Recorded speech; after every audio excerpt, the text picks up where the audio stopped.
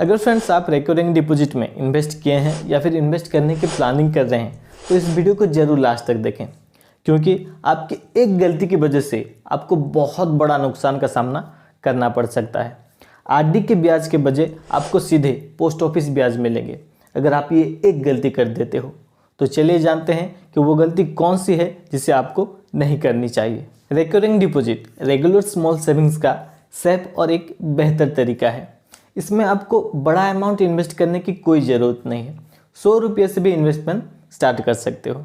उसके अलावा आरडी का ऑप्शन आपको बैंक में भी मिल जाएंगे। लेकिन अगर आप पोस्ट ऑफिस में इन्वेस्ट करने की प्लानिंग कर रहे हैं तो आपको पता होना चाहिए कि इसका कार्यकाल 5 साल का होता है और इस 5 साल के लिए आपको फिलहाल 6.7% ब्याज मिलते हैं। यानी अगर आप एक बार आरडी स्टार्ट कर दी तो इसमें आपको 5 साल तक कंटिन्यू इन्वेस्ट करना होता है। ये तो हो गया इसका बेसिक। अब सवाल ये है कि इस 5 साल के दौरान मान लो कि इमरजेंसी की वजह से पैसे की ज़रूरत पड़ती है, तो क्या इस आरडी से पैसा निकाला जा सकता है?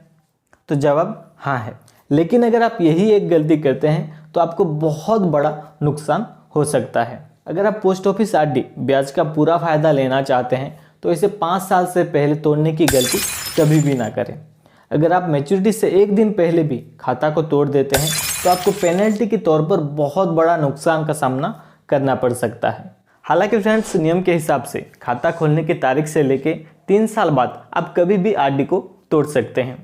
लेकिन अगर आप ऐसे करते हैं तो आपको आरडी ब्याज यानी 6.7% ब्याज नहीं मिलेंगे, बल्कि आपको पोस्ट ऑफिस ब्याज जो कि है 4% वो मिलेंगे। तो फ्रेंड्स, आप खुद ही देख सकते हैं कि मैच्योरिटी से एक दिन पहले भी खाता को बंद कर देते हैं तो आपको सीधे 2.7% ब्याज का नुकसान हो रहा है। ये तो हो गया पहली बात कि अगर आप मैच्योरिटी से एक दिन पहले भी खाता को बंद करते हैं तो आपको post office saving account interest मिलेगा।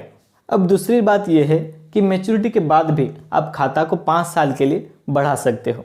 इसके लिए आपको पोस्ट ऑफिस में एक्सटेंशन एप्लीकेशन सबमिट करना पड़ेगा। लेकिन ध्यान देने वाली बात यह है कि एक्सटेंडेड खाता में वही ब्याज दर मिलेगा जो ब्याज दर आपको ओरिजिनल खाता खोलते टाइम दिया गया था। फॉर एग्जाम्पल, मान लो कि आप 5 साल पहले 6.7% ब्याज के हिसाब से खाता खोले थे।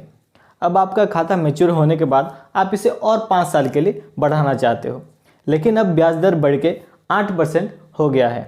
तो एक्सटेंडेड खाता में वही 6.7% ब्याज ही मिलेंगे, ना कि 8% ब्याज मिलेंगे। खाता को एक्सटेंड करने के बाद आप इसे कभी भी बंद कर सकते हैं, लेकिन कोशिश करें कि 1, 2, 3 साल कंप्लीट होने के बाद ही आरडी खाता को बंद करें, क्योंकि पोस्ट ऑफिस आरडी को एक्सटेंड करने के बाद आपको तभी आरडी ब्याज दिया जाएगा जब आपका ईयर कंप्लीट होगा।